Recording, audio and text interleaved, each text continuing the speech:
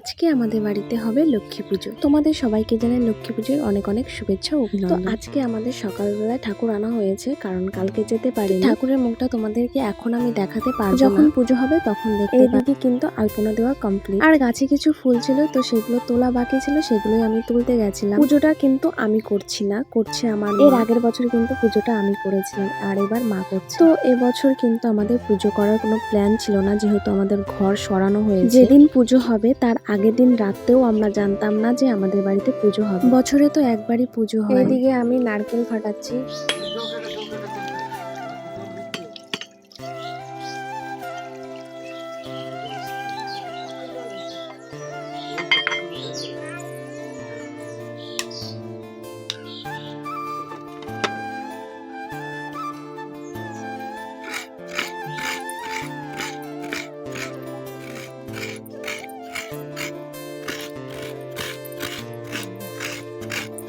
ঠাকুর মশাই চলে এসেছেন, মা বসে গেছে পুজো করতে। আমাদের ঘরের অবস্থা এখন খুবই খারাপ, যেহেতু আমাদের ঘর সরানো হয়েছে, তোমাদেরকে আমি তো বললাম। তো এখন পুজো হচ্ছে, এখন আমি তোমাদের সামনে থেকে দেখাতে পারিনি। এই যে দেখো আমাদের বাড়ির ঠাকুরটা কেমন হয়েছে, অবশ্যই কমেন্ট করে জানিও।